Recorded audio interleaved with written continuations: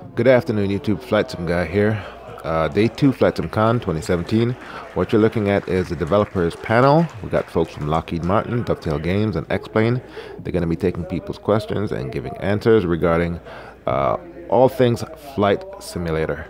This video is a little bit longer than I like to post, but I want to make sure that nobody misses anything. So, without further ado, enjoy. If you do have your tickets, they've asked you just to get those validated prior to exiting the lot. The parking is free, so please do not pay for it. If you are downstairs and you do get stuck at the gate, you can hit a call button in order to get out. They are aware of the fact that we're here with the conference. So if anyone's having any trouble, do get your tickets validated if you have them. You're saying your hotel, your key card should work as well. And again, if the machine is asking you for any money, you can just go ahead and give a call to the front desk. They'll be able to get that sorted out for you. We do have a couple of contests on the go on Whova. I'd like to point out there's a photo contest and a caption contest. So if you go under Whova, under the photo section, you're able to both upload a photo for selection. You can also caption photos. And so we'll be doing a couple of prizes associated with that at the end of the day. Just want to send out a reminder to everyone on that. Finally, a good reminder that we are having a post-event social tonight at 5 o'clock. For those of you who are playing along with Flightsimcon Bingo, at that time, in order to get your square ticked off, any of the conference staff can do that, or any of the Boston Virtual ARTCC staff can also do that for you. So if you're playing along with Bingo, there is a card, or a spot on that card, I should say, for the social. We can all take that off for you. And during the presentation today, we will be taking questions from the audience. We look forward to your participation as well. Once again, that is all happening through Whova. So if you have Whova on your phone, just going to make sure I do it right here. You can go into the section on Whova called Surveys. In that section, under Surveys, you'll find Submit a Question for the Flightsimcon Developer Panel. Send your question through there. You can put your name on that if you wish. I'll be looking at all the questions, and then we'll be sending those up to Nels as time allows to be able to actually ask the panel. So I encourage you all to partake. There'll be a couple of questions that are starting things off, and then we'll be opening up to the audience. So I encourage you to send your questions in through Whova over the course of the panel. With that, I'm going to turn things over to Nels Anderson and the panel, and let you all enjoy it. All right, very good, Evan. I'd like to welcome everyone to this panel discussion. This is kind of an exciting time for us as a hobby. Last year, when we had this event, we were mostly talking about old sims that we've been using for a long time. A couple of companies had things to announce that were coming. Well, this year, lo and behold, within just the past few months, we have 3 brand new sims to start playing with. So it's a pretty exciting time for the hobby. And we have representatives from all 3 of those sims here today. We're going to start by having the group individually introduce themselves. So we can start with Austin one at a time. Give a 1-minute introduction of yourself and let us know who you all are. Great, okay, so hopefully the audio is okay in the back. Everybody wave your hands if I'm too loud or too quiet. I'm Austin Meyer. I wrote X-Plane about 20 years ago is when I started it. And I didn't imitate the way airplanes fly. I wrote the theory to actually predict how they fly based on their geometry and interacting with the air. And once I had such a flexible platform, it's expanded over the years to include all the scenery and sounds and stuff like that. And one of the things about it is to try to be as interactive with the customers as possible to build their own airplanes and stuff, which is where Ben comes in writing the flight system. Hi, my name is Ben Sutnick. I've been working with Austin for almost 15 years now, which is like 1,000 years. 30 programmer years. And I started as an X-Plane user. I was just looking for a great sim. And in a past life, I actually trained as an air traffic controller. But for quite a while now, I've been working on X-Plane on the graphics, on the engine, and a lot of the stuff for third parties. So a lot of the time, developers talk to me.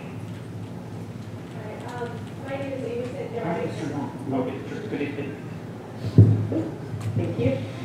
My name is Amy Sanjari, and I'm the brand manager for flight simulation at Dovetail Games. I've been working in flight simulation for about 5 years now, and recently we released Flight Sim World, new 64-bit sim on early access. Hi, my name is Stephen Hood. I am the executive producer on Flight Sim World, so I'm really the guy that you blame if you don't like something in the sim. I've been in the industry, or the video games industry, for 20 years. I've only been in Flight Sim for 2 years. This is a really exciting time for me. I love what we're doing. It's completely different. I love the community, despite all the stuff that I read online. And I do read all of it. This is really reignited my passion for what I do. I joined Dovetail as creative director for all of their projects about 2.5 years ago. I really only concentrated on flight sim because that's why I joined. And then for one reason or another, they gave me the project. I think we're doing okay at the moment. There's still a long way to go. I'm very pleased to be here. Yeah, everybody, my name is Rob McCarthy. I've been with Lockheed Martin since 2008, and I've been on the repair team for 5 years as a software developer. I'm currently the commercial lead, and I've been part of every major release since 1.3, and most recently V4, which is the culmination of years of hard work on our team. And we're very excited to be here representing Lockheed Martin, and like Neil said, it's a very exciting time for the community, so happy to be here.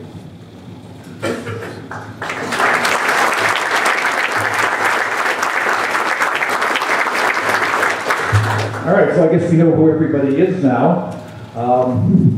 We have a couple of questions that we're going to start out with. First of all, we have 3 simulators that seem in many ways kind of similar. So our first question is for each company to tell us what is different and unique about their simulator, what makes it stand out, and also what's coming in the future, what we can expect from them. So let's go backwards this time. I'll start with Rob on that question. Since 2 of the companies have 2 representatives, there's probably only 1 person to answer the question, whoever you think is best. All right, so Rob? Yeah, well, I mean, we pride ourselves in a very open architecture. We work very closely with developers. I mean, we've built it from the ground up. Some things, you know, we're really focused on continuing advancements in virtual reality and immersive technologies. I can't comment on too many specific features, but there will be, you know, multiple point releases for V4, you know, just like we've done in the past. And we are going to, you know, continue to increase performance and visual fidelity, just like we've always done. So for Flight Sim World, I think a lot of people talk about technology, and we've certainly been guilty of that for some time, because for the past 2 years, that's really where we've expended our energy in trying to take the platform on which FSW is based and make it fit for purpose in 2017 and beyond. But I think beyond the technology, we're all striving in those areas to differentiate ourselves in a positive way. I think the difference with FSW is perhaps the makeup of the team that's behind it. We've recruited a bunch of people that have been in video games for a long time. We've been very careful about the people that we've selected to come on board and help us. Probably to the point where we've actually slowed progress at times, because we're looking for the right individuals that can add something to the team. And I think the people that we have behind this and the personalities that we have will lead us in a slightly different path to differentiate FSW. So for me, it's the creative thinking and the decisions that are going on in order to give you a new and more interesting flight simulator. Okay, so I guess with X-Plane, what makes it different from other simulators is that it's really not designed to satisfy a market niche. It's not designed to give somebody the thing they expected or the thing they wanted. I've never spent a cent in market research and hardly a cent in advertising. Instead, what X-Plane does is it lets you enter the geometry of the airplane you want to fly, and then X-Plane interacts that geometry with the air to see how it's going to fly. I don't really care what somebody wants to hear. Instead, X-Plane delivers the product, or delivers the flight result that it believes mathematically should result from whatever aircraft you've entered. And that means X-Plane doesn't just simulate the airplanes we have now, but it can be used to predict how an airplane will fly in the future, even if it hasn't been built yet. And that means if anybody in this room or watching this on the net thinks they have their own idea for their ultimate airplane, you can go to PlaneMaker, which comes with X-Plane, enter it, test it out, and see how it flies. And if it flies badly, you're going to find out objectively from X-Plane. So for me, what sets X-Plane apart from the others is, frankly put, I don't really care what you want to hear. It's my goal to try and provide what the airplane is really going to do. And then on top of that framework, I have a small team of extraordinary people we saw here at 10:30 that add the scenery, the sound, the virtual reality, the auto-gen, the pixel shaders. We got a new guy on whose sole job is to increase frame rates, so that the virtual reality works great. I got a new networking guy we just hired. You can imagine where we're going to be going with that, with all the networking code and a whole person hired just for that purpose. So we've got an incredibly small, dedicated team, about a dozen people, which maybe isn't that small a team, but incredibly dedicated and skilled team that is each applying their own little bit of just amazing creativity and wonderfulness to kind of surround this blade element theory framework to deliver the ultimate sim in our minds. So that's what separates us. All right. You made a very good case for that over the years. It really does stand out from the approach the other people take. All right, so if anybody knows the history of this event, it actually started as a conference for people into multiplayer flying, multiplayer online flying. Boston Virtual ATC, of course, is still a big part of it. So the next question comes from that community. I'm actually going to read it the way that they asked it. It seems like members from the online aviation communities like IVAO, Pilot Edge, and VATSIM are often the people who are buying high-quality add-ons and looking for the latest flight simulation developments. Those pilots tend to be more engaged in the community and involved in flight simulation platforms of their choice for the long term. Given the popularity of online aviation, have you considered adding native compatibility with these networks rather than relying on third-party clients developed in many cases by volunteers? All right, so let's start with Dovetail this time. Yes, I have considered it. I've considered a lot of features that we want to add to the simulator, to be honest, and I always want to say yes to everything. But my approach has always been to only focus or expend development effort on areas where I think we can do a really good job very quickly. We're in this phase now in early access where we have a roadmap internally of the things that we want to release. And there are groups that I do want to appease, and certainly this is one of them. We have spoken to many of those groups in order to try and understand what they would want from us in the future. My intention is to try and incorporate these things into the core simulator so that there's at least the appropriate framework to handle it in a consistent way, because I would like to grow the audience in FSW, and I think we do that by making things easier. I don't mean dumbing anything down when I'm talking about easier. I'm talking about the ease of accessibility so you can get on with enjoying the actual experience or the simulator. And you'll have seen me have done a lot of this with removing components from FSX in order to pare it down and rebuild it in FSW. And I hear a lot of stuff online all the time where people say, well, that was in the previous sim, or that was an X-plane, or that's in D3D. And you have to make those tough calls. So I have every intention of trying to work these things in the appropriate time. I'm not chasing the tick on the virtual back of the box in order to win the audience. I think when we turn our minds to something, we will deliver on it, like we have on the core aircraft. We focus on those things, we pick and choose our battles. It will come in time, but I have to make those tough calls. All right, let's get an answer for X-Plane. So, before I worked on X-Plane, I actually worked on the VATSIM code. I'm one of the VATSIM developers, and if you actually ever put up the mic on VATSIM, you're actually using my server. So this one is kind of close to home for me. X-Squawkbox was actually originally my client. So I've been on both sides of this. And my view is that it's not our place to subsume online flight, but we should do everything we can to make it as good as possible. So what we can do is be really open and work with the developers for the online networks to make online flight as good as anything else in the product, to have no friction. So we can provide really good SDKs so that these add-ons work.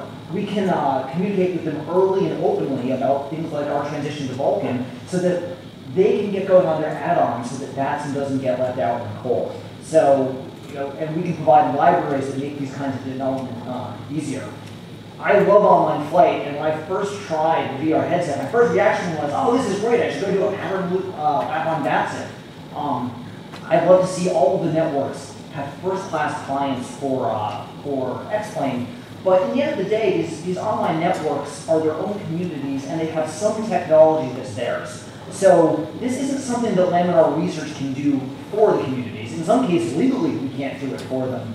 But we can really try to make it as easy as possible. We can be there to answer questions and hopefully make this so that it's really straightforward and the end result is fantastic for X-Plane, which is what I'd like to see happen. All right, and Lockheed Martin? I mean, it's always, you know, a fine balance. I mean, our main goal is to advance the platform, advance our SDK, make it as easy and smooth as possible for developers to work with us and use our platform. I mean, with every recent release, we've been doing closed betas with many developers. We're actually working on a hotfix for V4 that will be out next week, and that is currently in closed beta. So, to answer your question, we have worked with some groups like ForFlight, you know, exposing the data they need for their application. We are always very open to developers to, you know, give them what they need to be successful while enhancing our platform and SDK at the same time.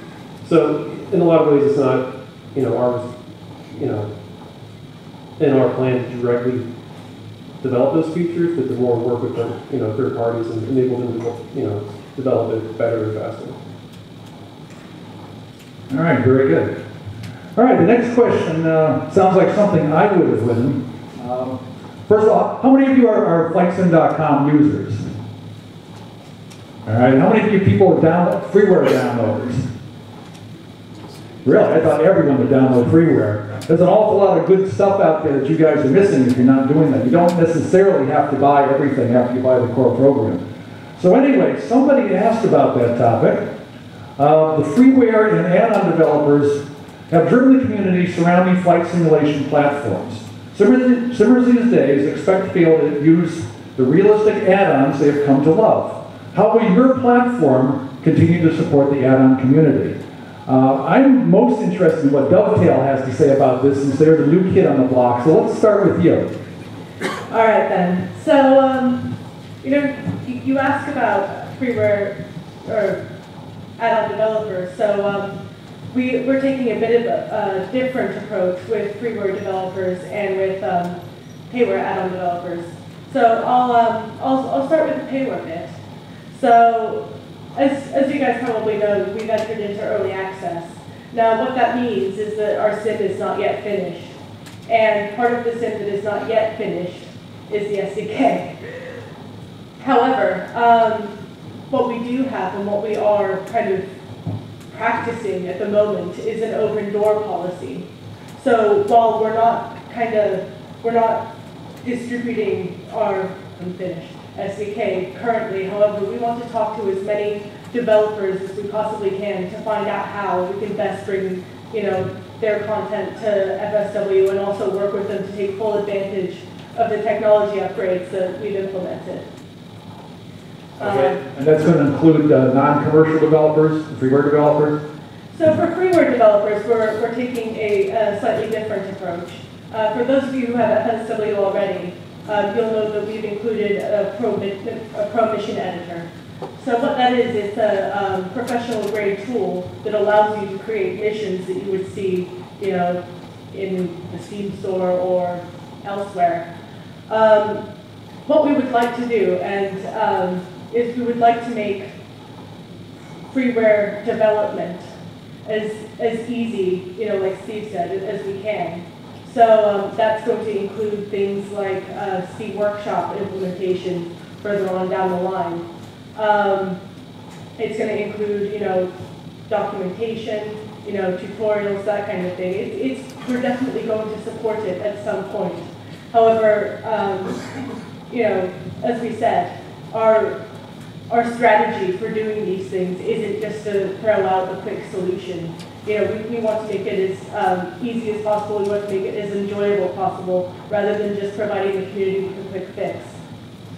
So, yes, I mean, we're going to be supporting, well, we are supporting payware developers, and we'll be supporting freeware developers in the future. However, at the moment, you know, we can't be all things given our sim isn't finished yet. Okay, well, I think that's good news. You know, looking back in recent history, we had a long spell where there were not any new sims coming out, and yet the community survived. And the community survived because the third-party developers, whether freeware or payware, kept all of us here interested in the hobby when there was no new sims to play with. So, you know, a lot of us think that's a really important thing, so I hope you guys get it right, and it sounds like you're thinking about it. All right, now I sort of know what X-Plane is going to say, because they also already do a wonderful job with third-party developers. So let me have Lockheed Martin answer this one next.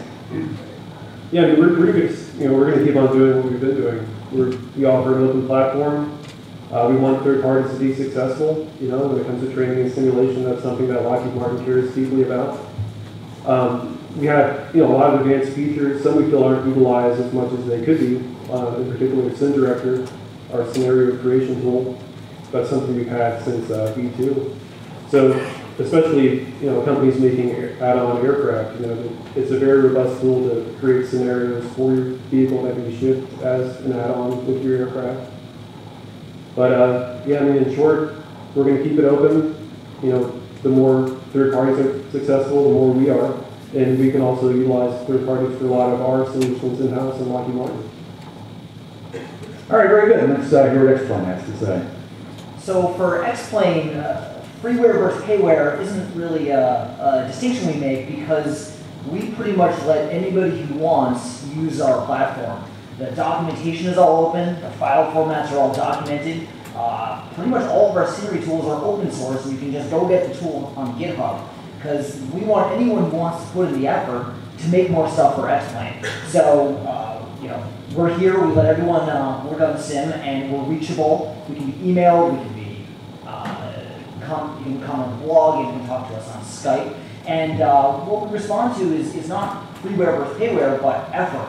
If somebody's really trying to make something fantastic for X-Plane, that's something you have to respect. You know, we want them to be able to make the best stuff they possibly can.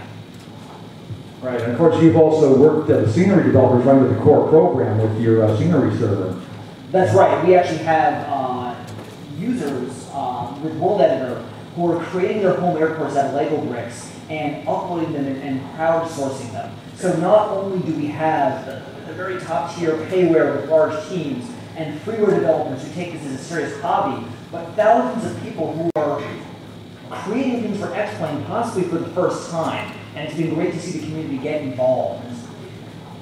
Flight simulation keeps getting better, which means the add-ons get more complex. And one of my worries is that we could lose what was there when I started, which was the ability to tinker, to just take your sim and modify it. And the first thing I did when I got X-Plane is I just took every single instrument, all 600 of them, and I just put them in a plane to see them. And, oh, what's this? This is cool. So it's great to see a way to get involved in X-Plane and make stuff that's very, very accessible. And maybe some of those people will go on to make custom scenery or even payware in the future.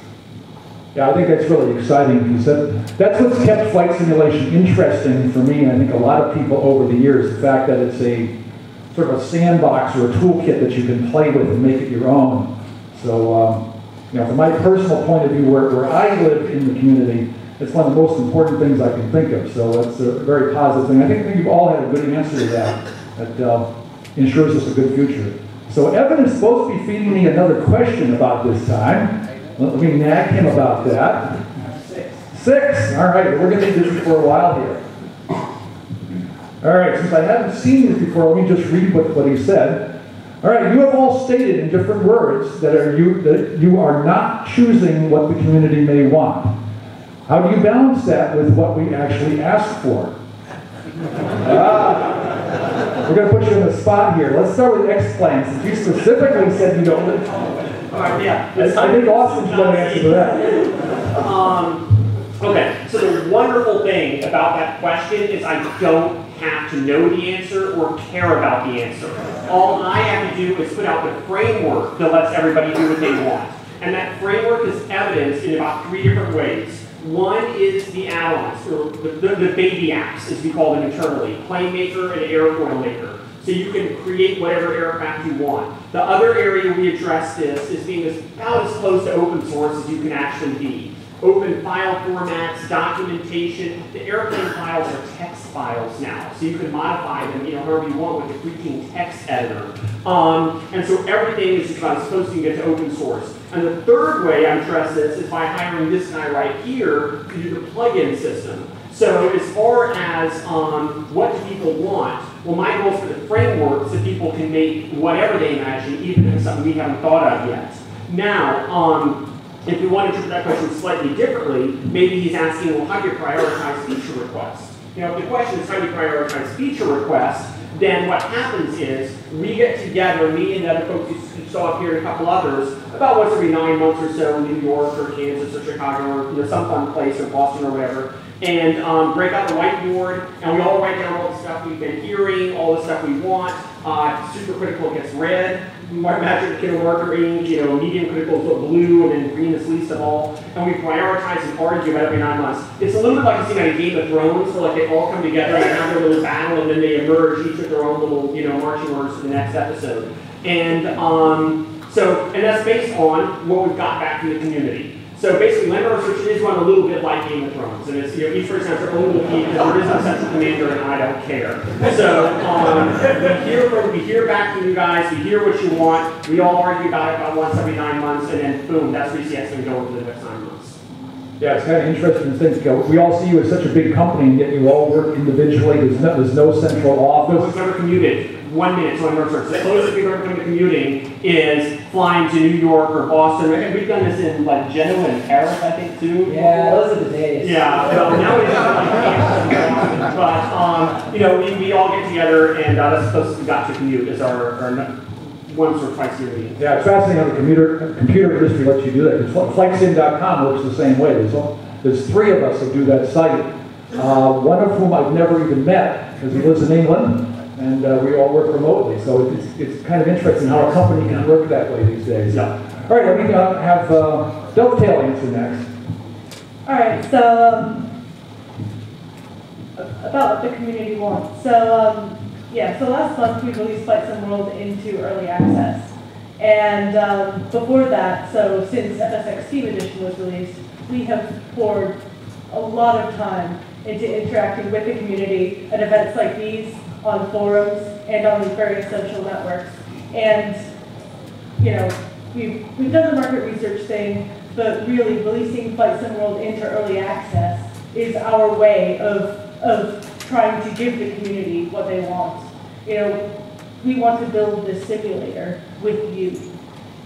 So since release, we've released 2 updates based on feedback we've gotten from you, various fixes, a lot of emphasis on performance, that sort of thing. And it's, in terms of features, in terms of things you want to see, all of that is meticulously recorded. And it's your sim as much as ours. So in terms of giving the community what it wants, it's what early access is all about. It's what we're all about. All right, very good. And Lockheed Martin? Yeah, we feel like we do, as best a job as we can to, add features that people want. I think V4 is a testament to that. We've had overwhelmingly positive reviews, and people are very satisfied with V4. And we've been working with developers for many months in closed beta, giving them the tools they need, which translates to, better experience for the general user as well. And another thing that really sets us apart is, when you're using Prepared, you're using the same base simulator that Lockheed Martin is fielding for training 4th and 5th generation aircraft. There are some specific features that those programs may use that aren't in the platform, but the core feature set is the same. All right, very good. Well, we all know that one of the things people use flight simulation for is training. And of course, Prepared, that's one of the real emphases of that product. So this question relates to that. The person asked, do any of your platforms have plans to work with university aeronautical programs to take learning to the next level? That seems directed to Lockheed Martin, so why don't we start with you? Oh, yeah, of course. We worked with multiple universities, Embry-Riddle, we worked with the National Flight Academy. It's something we care deeply about. Lockheed Martin is, we are very active in STEM. Recently at Atronicon in Orlando, Prepared was a very big presence. There was a Code Quest event where we donated licenses for children in high school to use the product, use the SDK for school projects. So yeah, it's something that we've done, and we're definitely going to continue to do that. Yeah, very good. And of course, we know Dovetail's new product actually developed from a training sim. So we know you're interested in training. What's your answer to this? I'd be quite specific. I'd say we're not reaching out specifically just to work with universities. I care very passionately about welcoming a new generation to flight simulation. Let me be very specific about that. I don't mean just bringing anybody into this space. I don't mean turning Flight Sim and Flight Sim World into a video game so that we broaden the audience.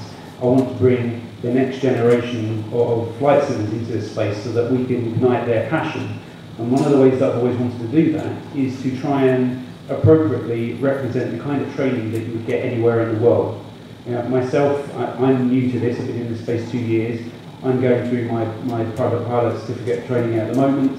I hope in the next couple of months to complete that, and I get that little tick. And I'm going through that myself, and I'll use the sim to train. And I'm trying to replicate the type of training that you would have. So as we expand out of GA into other classes and categories of aircraft, I want the appropriate training to go with that so that people can get an experience or a sample of what it's like to train. And then I think it will be up to the third parties to expand upon the framework that we've created with the training programs, because it all feeds back into the sim. So there's some sense of recognition of your hours, you're collating the different hours of different flights, you're experiencing different types of aircraft, and I want to capture all of that. And when I first came into the space and I looked at that world of aviation and how it varies around the world, I thought it was massively confusing. And we're trying to straighten it all up so that the next generation falls in love with flight simulation and the concept of learning and understand what goes on in the world of aviation. So it is very important to me, and of course we built out a flight school, and I want to continue that ethos with Flight Sim World. We've only just started there, and I think there's a lot more to do.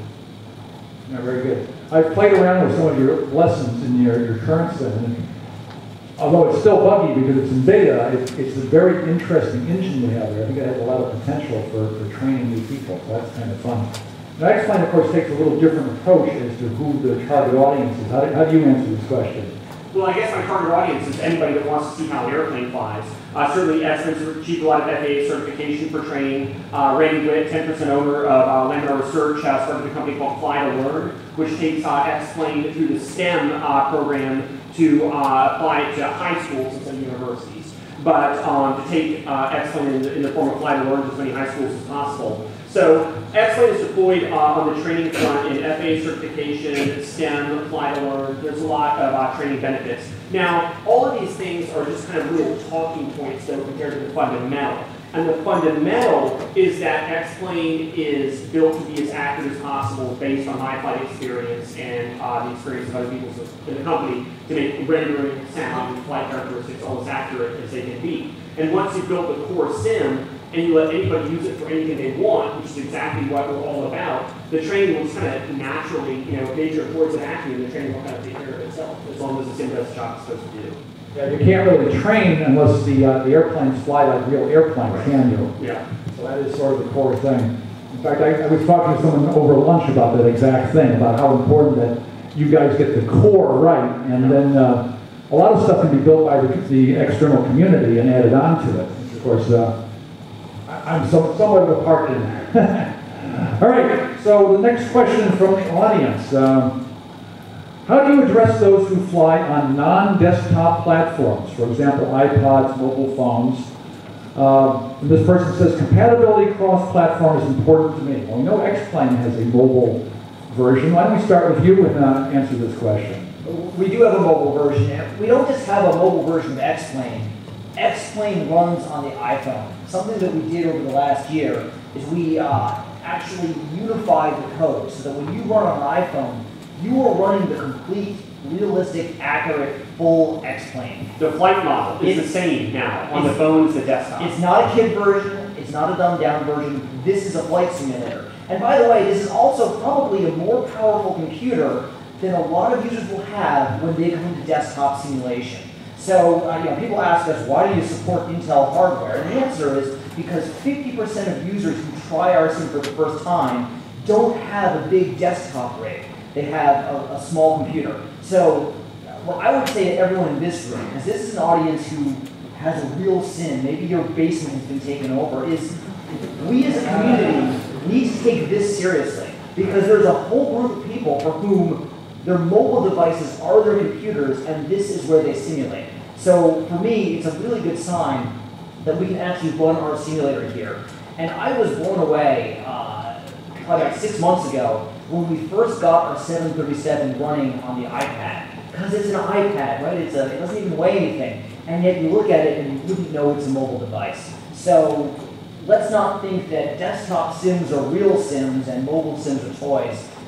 This is going to be part of our community too. And where things just get weird, I got some guys over in Europe that are going to be doing a pretty high-level A320 certified sim with X-Plane. And I've already got the A320 pilot sergeant handbooks coming in. I'm probably be test flying the airplane to make sure X-Plane matches the actual airliner. Flying the airliner, kind of cool little bucketless thing. But the flight model that we are currently refining in X-Plane, I've already written the preliminary A320 flight control system into X-Plane for desktop, which you haven't seen yet, but you will. The same flight model is on the phone. We are about to enter, like within the next year, an age where an airline pilot can go get his currency training in a big fancy simulator, and it's the exact same software that's on your phone. And so this whole concept of desktop versus phone is becoming really, really strange, really big. I'm on Android.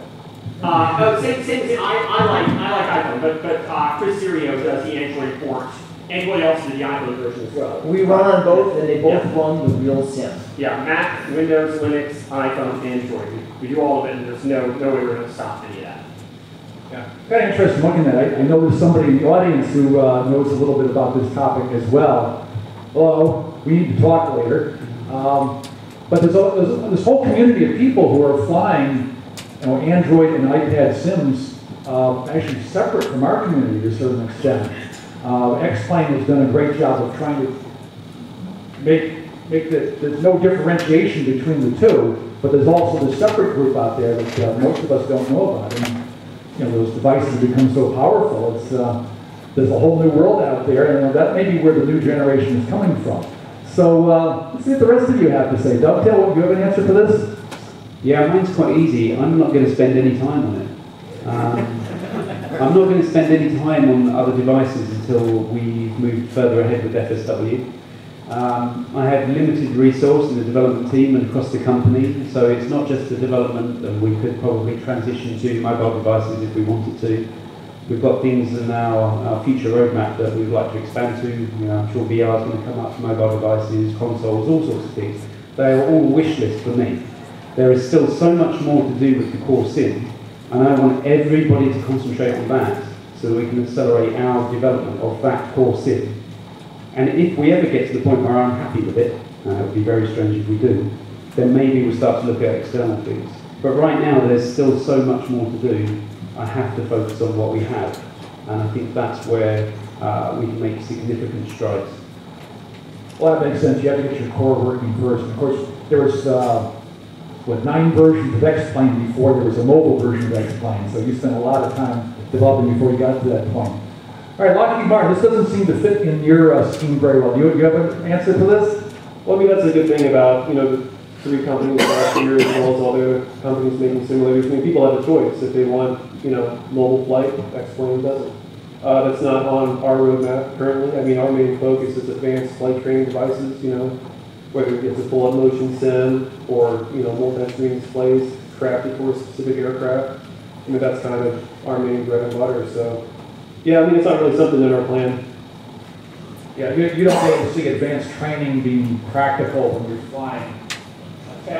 Hold in your hand something like this. I mean, currently it doesn't translate well in that market, but I mean, mobile's taking off. I mean, the technology is, growing very fast. So, I mean, things may change in a few years, but the way it is right now, we're mainly focused on, the same thing we're doing right now. Just to follow up with this, are any of your users using joysticks or control devices with your tablets? Yes, but it's very rare.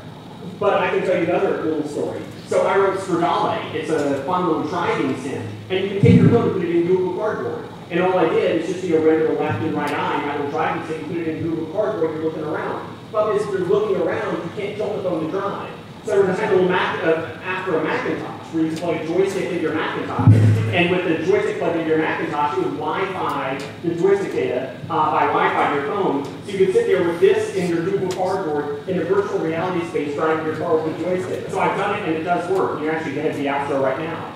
But I think the phone can be incredibly useful for training. Because imagine you're about to show up for a level D flight sim, training session, and you don't know where maybe the switches are, or it's a new type rating for a new type of airplane. You don't know, where everything in the airplane is going to be, what are you supposed to do? Well, what if in the hotel room, the night before, you showed up for your big stressful level D session, boop, drop your phone, move to the hardboard, look around in the cockpit, and get yourself familiarized. Then you show up in your big, $10 million level D sim the next morning, you know where everything is. So I think there could be applications for phone in serious hardcore flight training, absolutely. The ability to make this into a VR headset gets around the fact that you don't have all the stuff all of a sudden. That's a little bit less important. Because it seems like you have the stuff. Yeah, you have to be very careful about poo-pooing something like this as not being practical. Because I can remember when I was a student pilot, which was about 25 years ago, flight simulators were still fairly primitive at that point. Although I came to real-world flying starting from simulator flying. And I was probably the only person in my flight school who had that experience. And all the real pilots are all flight simulators, those are all jokes. Well, look at us now. The real pilots take us seriously. So we probably aren't that far off to where mobile devices will be taken seriously as well for those who it works for. Something in the future. All right. So we still have a couple more questions here. How does your platform handle updates to product, airport, and aircraft? How about providing updated navigation data? Well, that's interesting because FSX users are using data from, I think it's 2005. we're working in a time warp, and of course people like Navigraph put out modern data on a practically daily basis. So let's hear how you guys are planning to do it. Let's start the other one this time. Lockheed Martin? Yeah, I mean, we are glad that developers are able to give users, at least updates on their end and not always have to use legacy data. I mean, it is something that we are looking into. I can't give the timeline, but we do want to update the navigation data. So, I mean, it's something we're looking into. You push out your upgrades automatically for people like Steam products tend to do? Currently, no. We do post on our website when a new update is available. With V4, as with previous versions, we are going to be doing, deployed releases with new features, enhancements, and all that. We are currently working on hotfix, like I mentioned earlier, for V4. That should be out next week. So, okay, so the users have to become aware of the update and then come to you to get it. Correct. Okay. All right, Dovetail, how about that? I think I know what you're going to say. Oh yeah. My favorite thing about the Steam platform is the way it handles updates, because you literally don't have to do anything.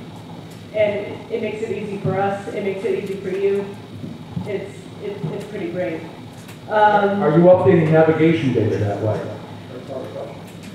So in terms of navigation data, we have done some work updating some of the world. So North and South America, Western Europe. All right. Yep.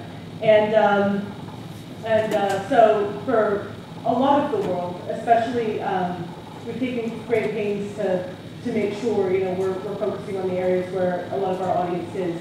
The rest of the data is still kind of 2005. However, that's something we're looking into for the future. Yeah, I just want to jump in there and say, actually, there's a chap that some of you may have met before called Tim Gatlin at Dovetail Games, and he's a pilot, very experienced pilot, somebody that I've looked up to for a while, and was one of the reasons I joined Dovetail. He had set about updating navigation data in Flightsim World, and at great expense, I might add, we are rolling that into Flightsim World as part of the package, where we do a number of updates. We want to make it more current, and I also wish to really draw users' attention to the data by further expanding the flight planner, where you get to experience the data. I notice a lot of people tapping in and out of other programs in order to reference the real world and then go back to the sim. One of the things that we wanted to do is update the world airspace data and the navigation data in different parts of the world, and we've already set about doing that. But I'm going to bring you closer to it as well with the flight planning application that we've embedded in Flightsim World. So it is very important to us. There is a crusader at Dovetail Games that's pushing for this, and it is part of our roadmap. All right, very good. Well, obviously people who are doing real-world training need relatively up-to-date data. Otherwise, you'll train a landing and find the real-world airport is different. That wouldn't be any fun. All right, X-Plane, what's your answer to this one? So we update everything in X-Plane all the time. Austin was updating things on the internet before it was cool, back in the 90s. So we have automatic update of the simulator. It's seamless. You get a notification, you hit it, you get the new version. We also update our airports as the community contributes to them. That's also automatic. It comes down in the free update. And for navigation data, that one's actually a little bit tricky because our navigation data comes from multiple sources. So we have people in the community finding and fixing problems. And like all of our community work, we can push that out and automatically update it. But we also have commercial data. I think we get it from Navigraph, right?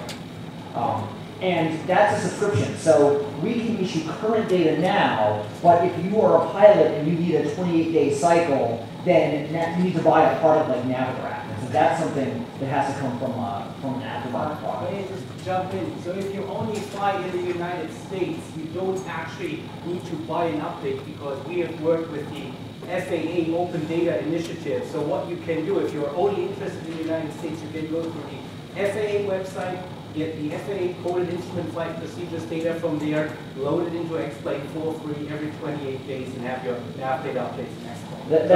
That's right. X-Plane, the third prong of it is X-Plane kind of acts like a real Garmin.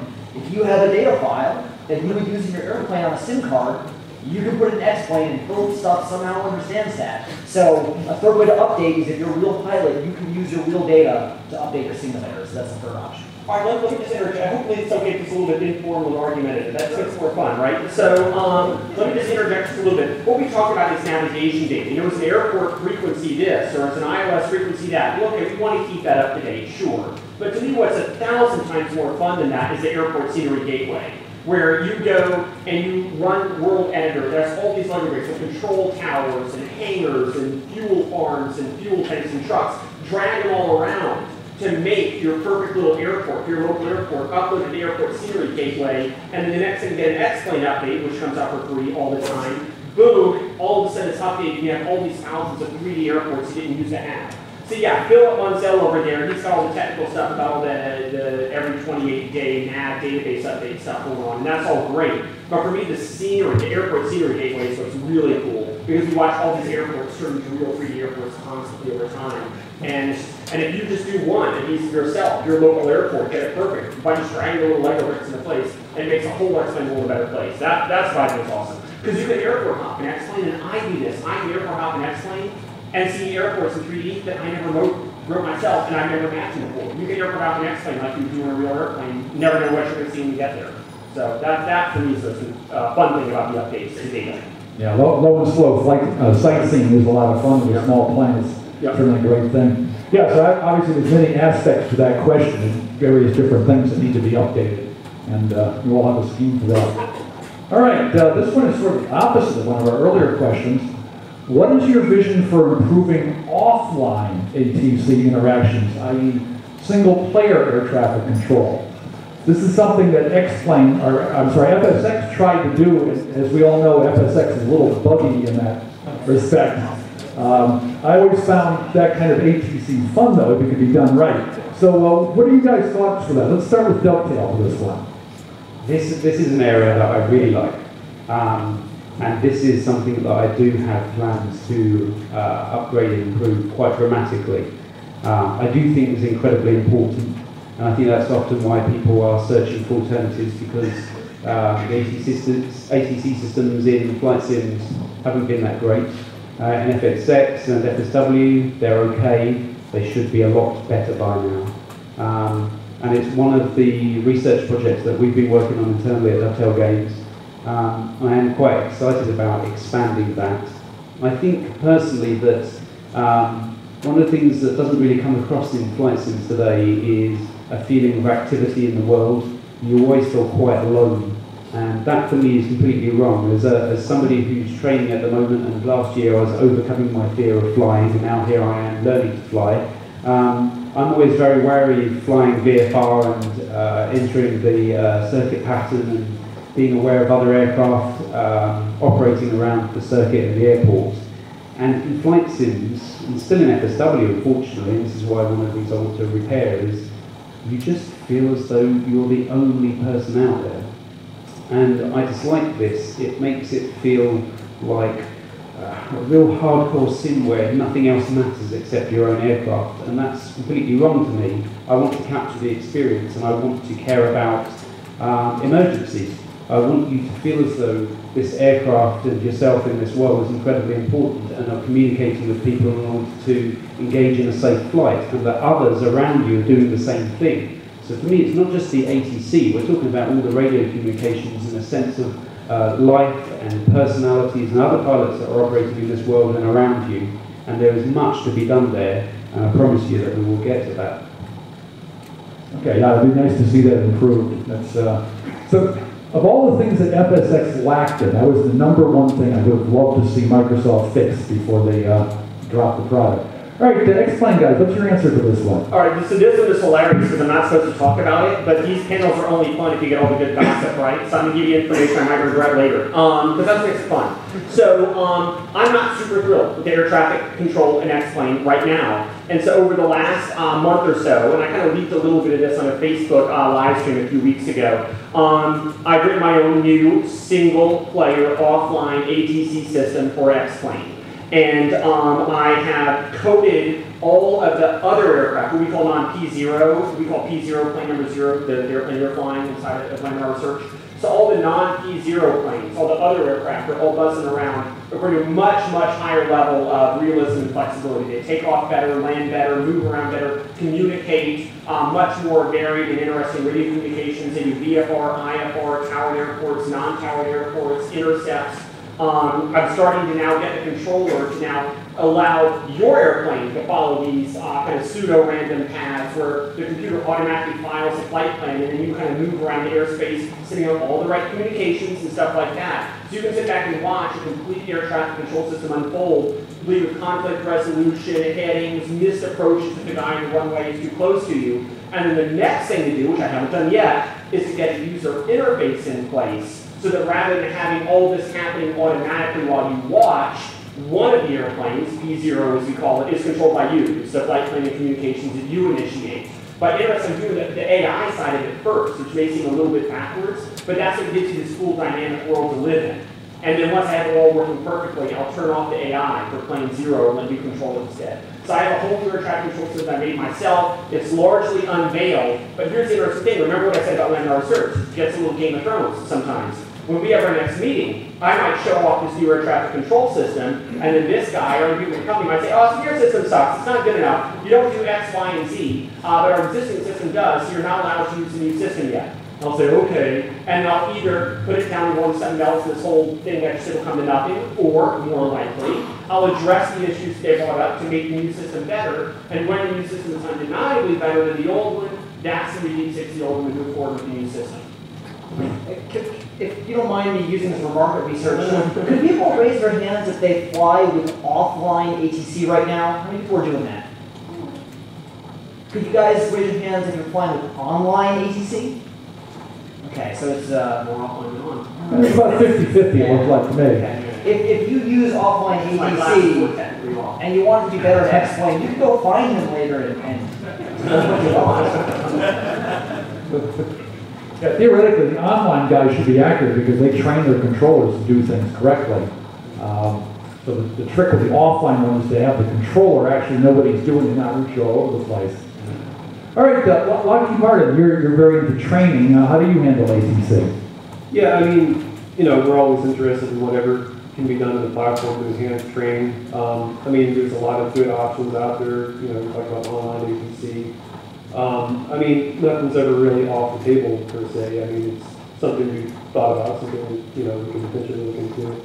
But you know, as of right now, we feel that the dynamic options offered with online ATC are very good. And if there is a big shortcoming that people you know feel like more built-in functionality would help in training, I mean, we're always open to feature requests or anything we can do against the platform that would support that. All right, very good. Now we have a new round of questions that came in. So let's start with this one. If someone is already heavily invested in one simulation platform, do you feel it's feasible for the average user with an average budget to acquire other platforms? I know if I was going to give advice to this, I would say buy all the platforms because each one offers something unique and different, and the platforms themselves are not expensive. It's when you decide to invest in the add-ons in one that it becomes sort of a burden. So I would buy all of them. Let's see what the individual companies say. So we'll do it backwards this time. Let's start with Lockheed Martin. Well, like Mel said, I mean, the 3 platforms up here offer unique features that, are better for some people than others. I mean, Lockheed takes training and simulation very seriously. If that's something that you're doing, if you're training to learn how to fly, it's, we feel like we're a good option. We are backwards compatible with many FSX add-ons, even in V4. That's something that we've really tried hard to keep.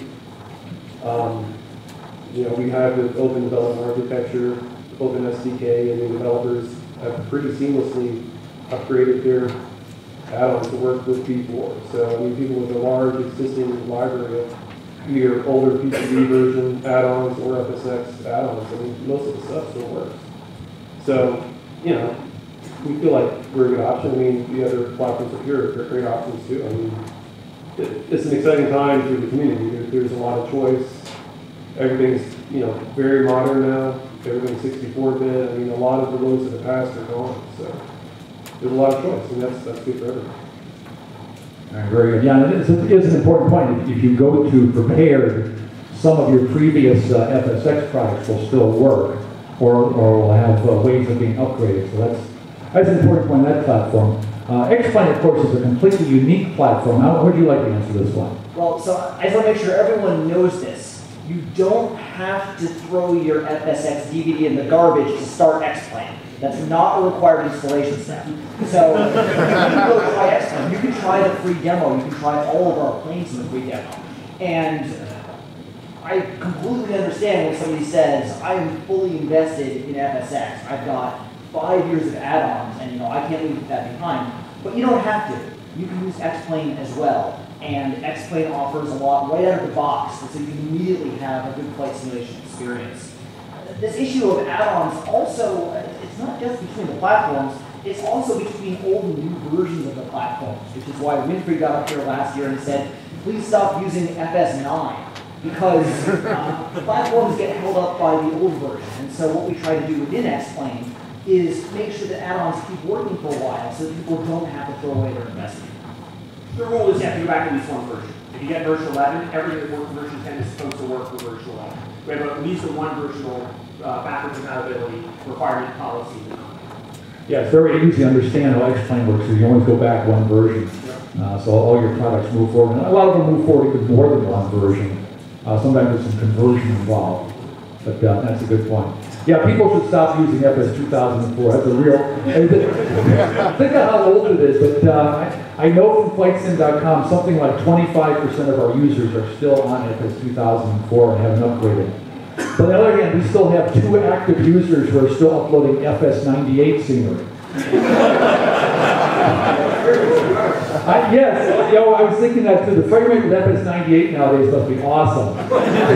It kind of reminds me of the guy running the Commodore 64 outside. With what version of Flightsim is that on? Flightsim 1 or 2? Sublogic. But it's funny how some people never upgrade. All right. Dovetail, your new sim is somewhat based on FSX.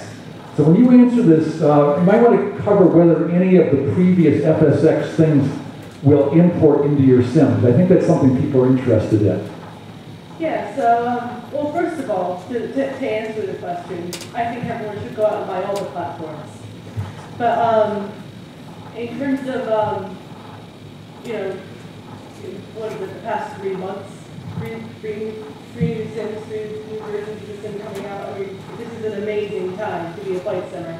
I'm incredibly excited to be a part of it, and it's absolutely amazing we've come so far. In terms of the investment, so and I'm not just saying this because we have FSXT, okay, but I think the variety now is incredibly great, because you can still have your older sims you can still hold on to your investments while investigating new concepts.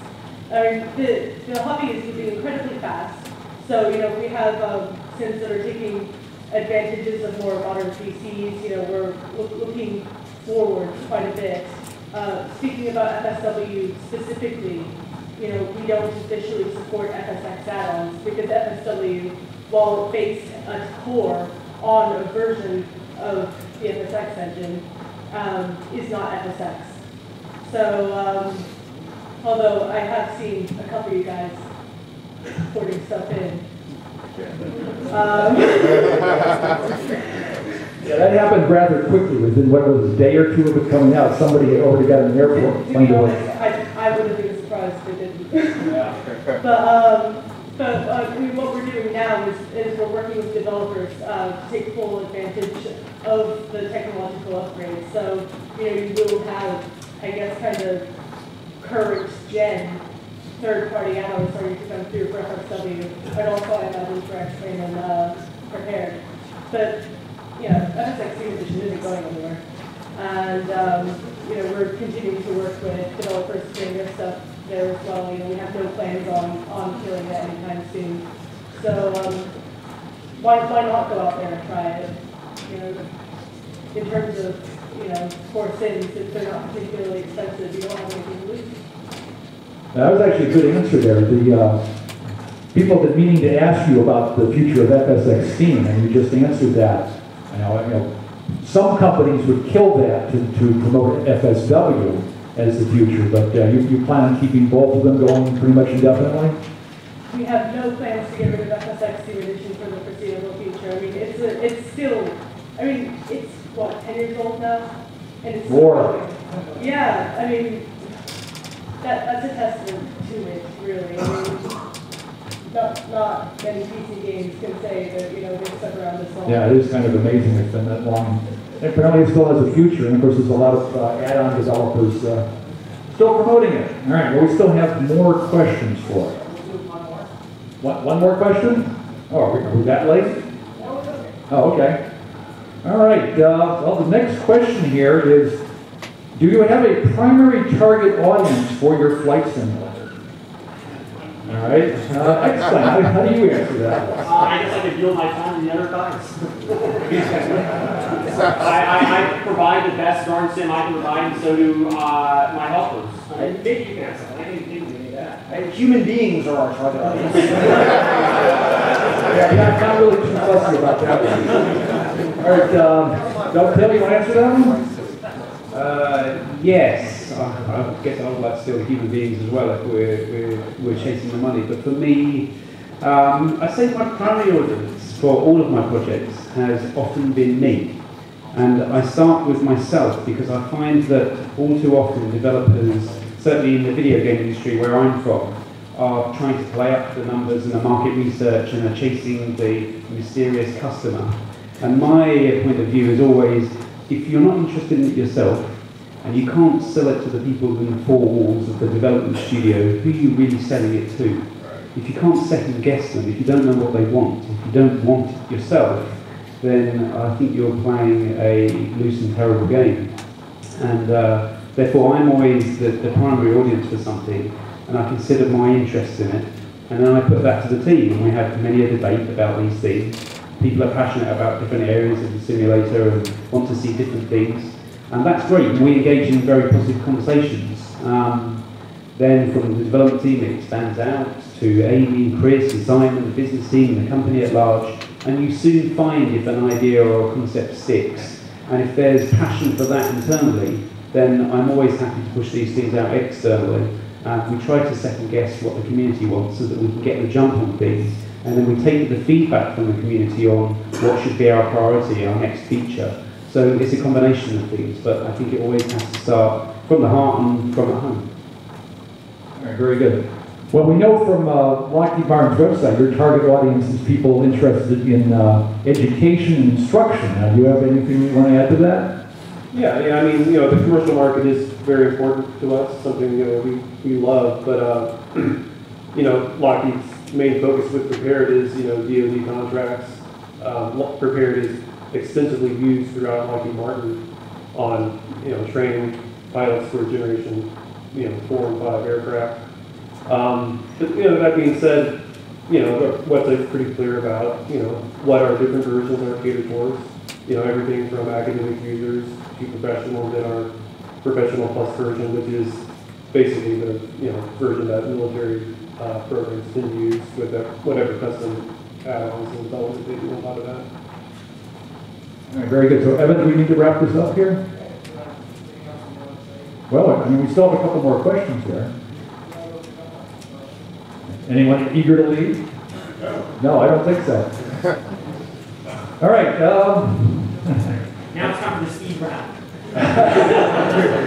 Well, I know who this one is pointed to, Amy. For all developers, will payware developers be able to sell their products without being forced to go through Steam or some similar channel? And what about freeware development? Amy, you want to answer that one? We're not going to force people to do anything. You're not going to see our third-party manager kind of strong-arming developers in the back room of the hotel here. We do kind of have a bit of a baseline. We would love to bring the talents of developers and publishers to the Steam audience, which is a substantial audience. However, all we are asking from developers and publishers is to have a conversation. There is no blanket solution for bringing different people's. I mean, every developer develops in his or her own way, and we can't enforce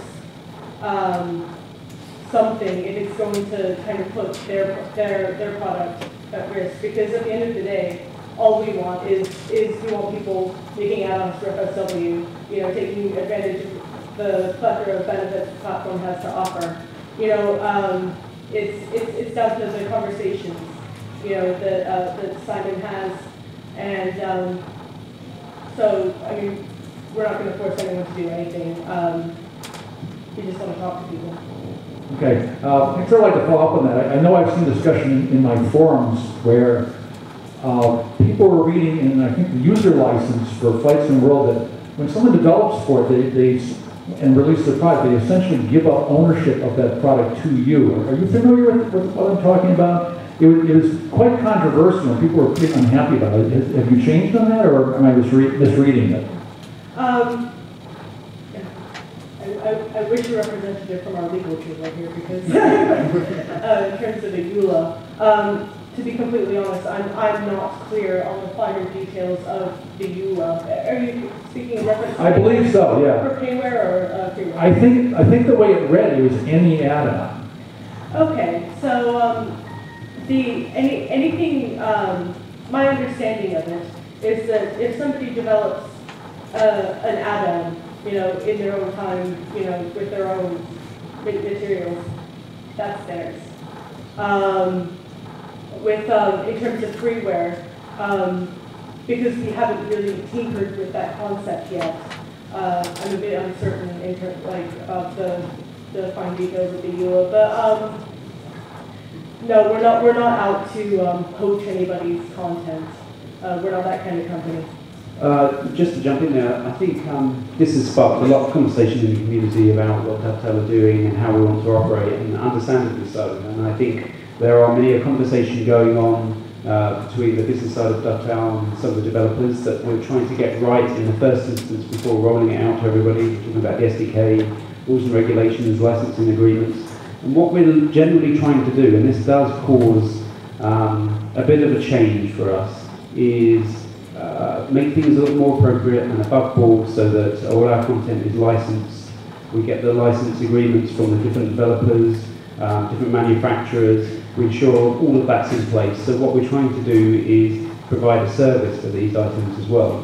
And we're going to help facilitate selling them to a wider audience, a bigger audience, push them through Steam. We do everything we can. We will leverage the capabilities of the Dovetail organisation in order to bring better licensed high quality content to FSW as quickly as possible.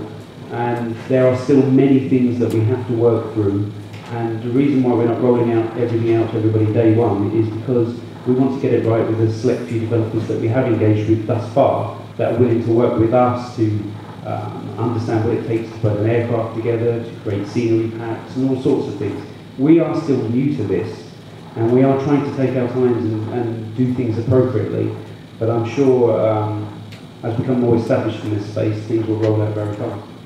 Okay, so I guess it's safe to say that this aspect of the business is still in early access as well as the software is. Oh, yeah. Okay, yeah, because for those of us who are community leaders and community members, it's very important to us that the community be able to dig in and make our own little mods and not have that taken away from us. That's why flight simulation as a hobby has survived all these years, in my opinion. So that's a very important thing. And that question really specifically applied to Dovetail. Did either of the other of you want to answer this one? I mean, I don't really have much to add compared to what I said earlier. I mean, we're an open platform. We're continuing that throughout most of development through V4. I mean, we worked with developers, in closed beta, adding more features to the SDK they wanted, games, fixing bugs, making their lives easier. And that's something that we plan on continuing doing. And as far as landmark research goes, there is no landmark research sequence. It doesn't exist. If you want to do something, do it. Done. Yeah, you guys make it very easy. There's a number of places on the web where you can download any number of add-ons for X-Plane. Oh yeah, Xplane.org. So Xplane.org is totally separate from landmark research. It's almost like a separation search and state type thing. Xplane.org, they can put anything they want. They can do anything they want. They don't answer to me. I don't answer to them. I only have one rule with Xplane.org. Literally one rule. And that one rule is they don't sell Xplane. They do add-ons. Xplane.com does Xplane. That's it. That's the only rule. Right. Yeah, I think those two sites may be confused as being much more closely related. In that respect, Flightsim.com does the same thing that Xplane.org does. We're a community site where we support various things, including X-Plane. I think people don't realize how much we support X-Plane. We have an awful lot of X-Plane material there that we've added over the last 5 years or so. So there's a number of outside communities where you can enjoy X-Plane. All right, it's kind of funny. The last two questions are very specific. In fact, I sort of got a chuckle out of this one.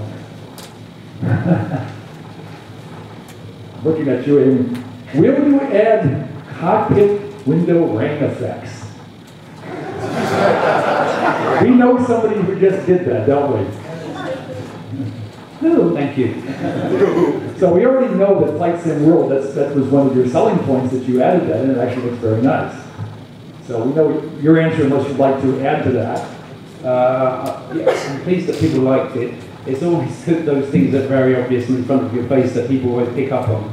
We spent 2 years doing a lot of work under the hood trying to prepare the sim and the engine for the future, and then we spent a bit of time on the rain effects and everybody loves that. Maybe we should have just done the rain effects right at the very beginning. I love those too, and I would suggest that that is an example of the kind of cool things that we want to do with the simulator. Now that we've established the base and we're out in early access, actually the development team and myself are really excited about the things that we have planned. So the rain beads on the aircraft, for example, on the windscreen, are to be rolled out across more things, more effects like that, so that you can improve the level of immersion in the simulator. Those things are great, and those are exciting for the rendering engineers in Dovetail Games, and we want to do more of that. All right, yeah, the sims do become more immersive when you get that kind of thing. So, Rob, what's your answer to that one? We currently offer everything that you need in the SDK to do that. Any third party can apply a very advanced rain effect to any of their own aircraft. We do have a rudimentary example on how to do that in our SDK. So that's implemented on an airplane-per-airplane basis versus being part of the core? I mean, you can make ones in your own up that should look good in most aircraft. We do have, a very rudimentary example of that. We don't have, Dovetail has a very outstanding looking windshield rain effect. We don't have anything like that built in, but we do have all the tools necessary for developers to create that. Okay, so you guys can do that. Explain, what do you think about windshield rain effect? Well, we know our users want it because a number of third-party products have added it themselves. So the people are already applying this in X-Plane, not in the core planes yet. We have the 2D rain effects which were a much easier problem because it's just a 2D picture. We have this on our roadmap. We have a new effect system, which is mostly done, but not quite at the level that Austin wants to ship it. But it's close, and that's going to be how we do rain effects. And this will require aircraft modification for kind of an obvious reason, which is that the rain effects need to follow the shape of the airplane, and every airplane is different. So once we have that SDK option, we're going to do that on our planes, and hopefully our third parties will do the same thing. Yeah, they're related. Isn't it amazing that the cores of the simulators work so well that we can nitpick little details like this and actually get excited about it and actually get them done? It's pretty amazing that we've only gone that far. On the rain effect, I mean, on the windscreen is one thing, but obviously we need to apply it to more properties and more things in the world than on the aircraft. And actually we did have it very recently working on the exterior of the aircraft, the body flowing in the correct way, the correct patterns. Unfortunately, a side effect of that was it was raining on the inside as well. Once we got rid of those leaks, then hopefully we'll roll that out as well. Yeah, what I want to see is ice build up on the airplane. Yeah, ice build up would be the next step, wouldn't it? 3D. So I did like a pretty cool job of getting the ice physics, but I want to see it like rendered to see like the ice building up on the body. But just like you were saying with the rain, you have to know the geometry of the airplane, so the ice builds up on the airplane. Yeah, so do your vectors change when the ice builds up on the leading edges? The coefficient of lift is reduced, the coefficient of drag is increased, the mass is increased, the moment of inertia is increased. But here's what's really interesting. When you read the FAA telling you about the ice on your airplane, say, oh, we have more drag and less lift. Well, that's interesting, because it's something the FAA doesn't tell you. And I noticed this one of my customers found out the hard way, he's kind of lucky to be alive to tell me about it. The stall angle happens at a lower angle. And so it used to be, you could drive your lift up and up and up. And then you'll stall, right? Well, what the FAA says is, oh, you don't get as much lift. What they don't tell you is, everything seems perfectly normal. You get a perfectly normal lift slope, but then when you only get half of your angle of attack, boom, stall, and the rug comes out from under you. So the stall doesn't happen exactly like that FAA says, as one of my customers found out, Stevie 850, who was very quick to tell me. So I've updated the icing model in X-Plane based on what this guy found out by the skin of his teeth. What will be fun is to try and find ways to render it, and maybe hopefully the ice won't form on the inside of the airplane. You have the ice like forming on the seats in the cockpit or something, right? Yeah, I mean, for training purposes, ice formation is actually a lot more important than pretty raindrops on the windshield. Do the other guys want to answer about icing? Yeah, so that's incredibly important for us. We don't have it on the inside. We do have it running in the sim to affect the aircraft performance. And one of the cool things about FSW and having the core team is that the roadmap features that we have in order to replace large modules of the existing flight simulator, for example, I don't think it's any secret, I've been telling people, I'm sure Amy has as well, we have plans to radically overhaul the weather engine. And the cool thing is that because we're guardians of the core, we can ensure that the experience that you have with the aircraft in the world marries up with the kind of environmental conditions that you'll be flying in. And for me that's very important, because I think a lot of people have done some fantastic work trying to update individual modules, but actually the magic happens when it all ties together and seems more believable. So I'm quite excited about what we have got to roll out in the future, and if it starts with the raindrops, I'm sure there's going to be a lot of weather battles going on between FSW and X-Plane by the sound of things. All right, Rob, do you want to answer that? Yeah, and visual feedback is a very important aspect of training. I mean, before we have added, 3D dynamic rain, snow, cockpit rain effects. That's something we're looking into. We do simulate icing effects on aircraft. Visually representing that would be a great training tool. So, I mean, all those things are definitely, features we would like to look into potentially adding in the future. So one of those hair-raising things can happen in aviation is you're flying a light airplane at night, and you really don't know if you're IFR or VFR. And so we do back in college just aim a little flashlight out the wing, every minute or two, and just hoping, this time the flashlight won't show us ice on the wings. And having that kind of hair-raising, fine-tuning experience in the simulator would be awesome. Do any of your sims ice up the windshields as you lose visibility?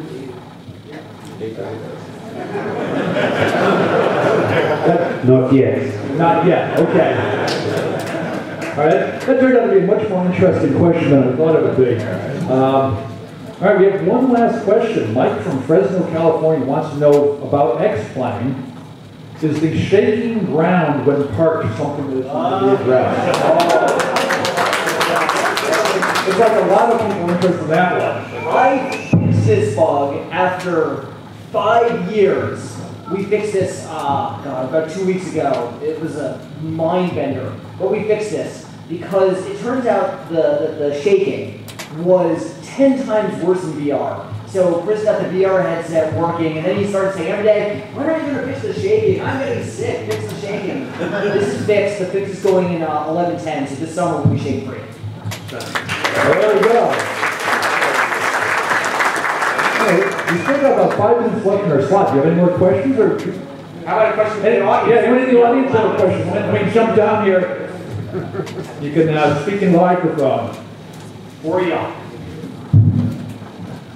Yeah, I'm just curious. I'm a pilot, and I like to use explain more as a procedure trainer to do approaches and that kind of stuff. But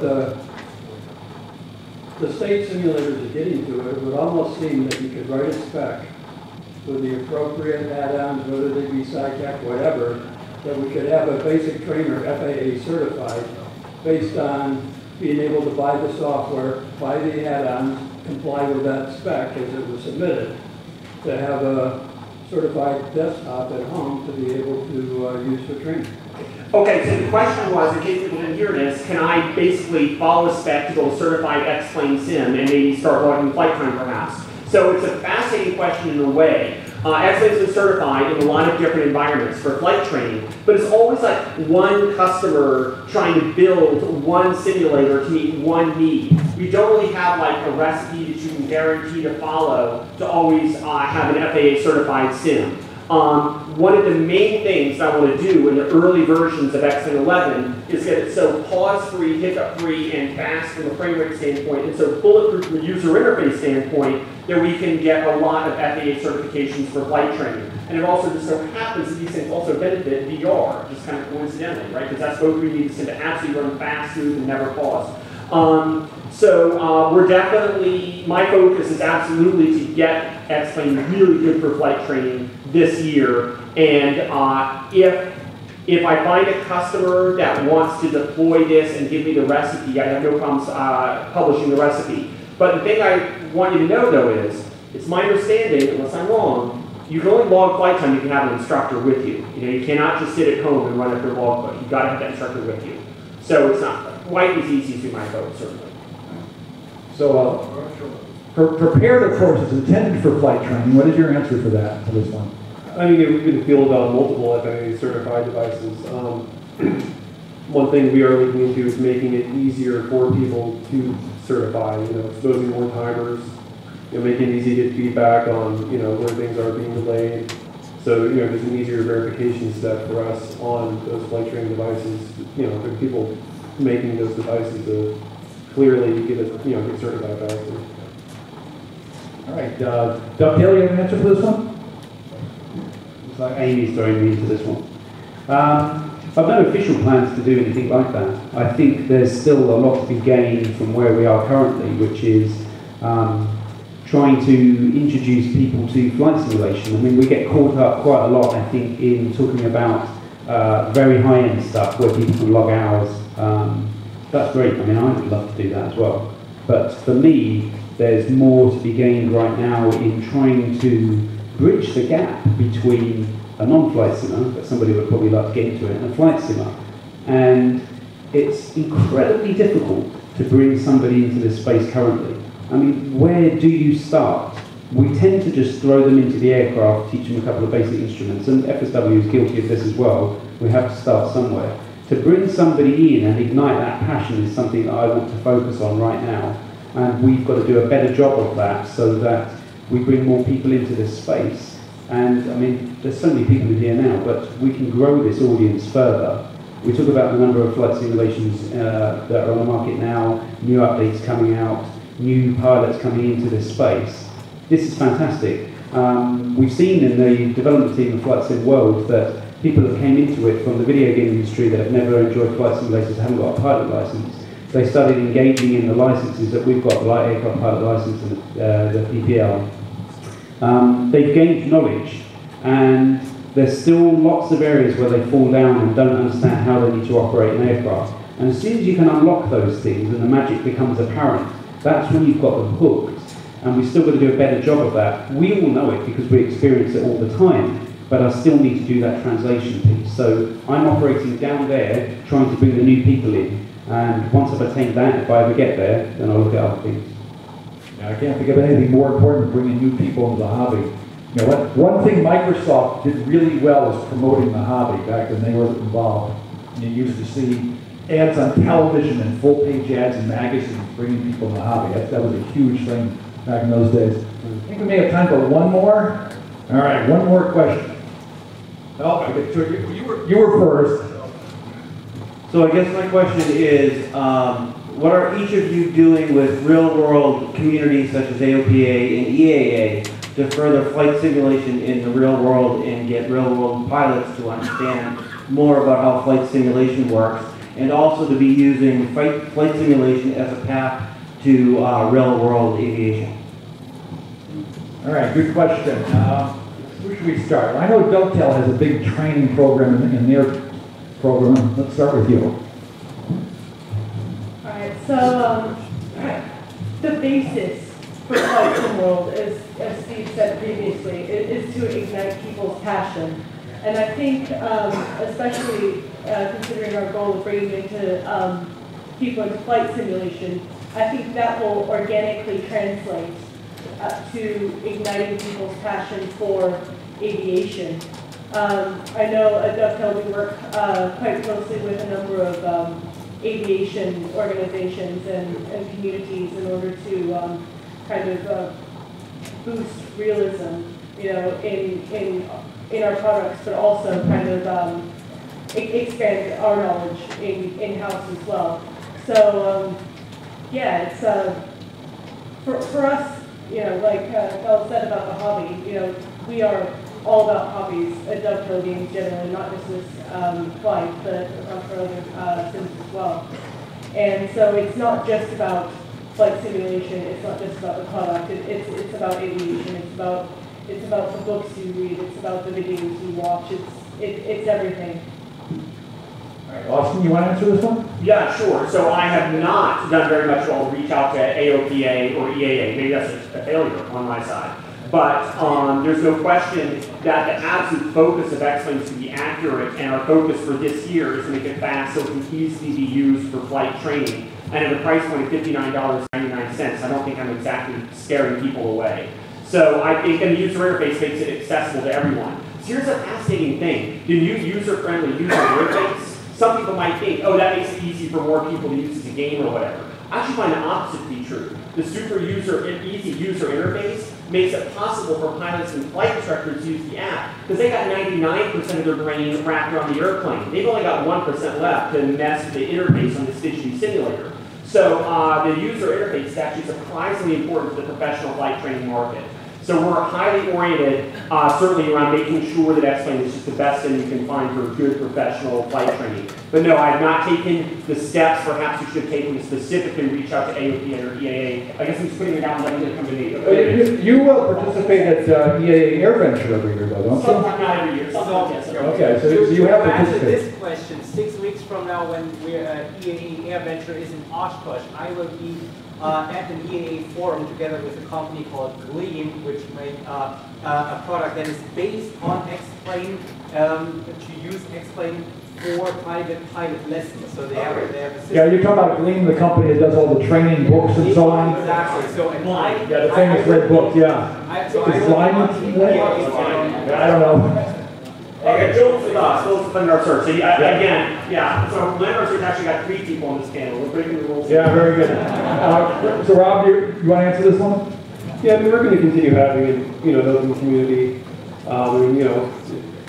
Feel free to approach us. I mean, you know, we're going to continue working with, you know, flight schools, universities, you know, developers, everything we can do to, you know, help this growing community. And I mean, helping you helps us.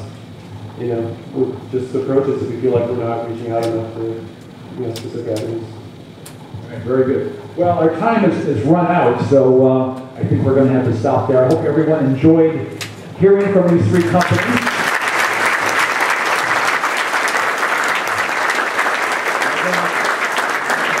it's really exciting. They have 3 new products to play. It's like Christmas in June with 3 new Sims available for us to all try. So enjoy that, and I'm Nels Anderson from Flightsim.com. I hope you visit my website and continue the discussion there. I think we're done.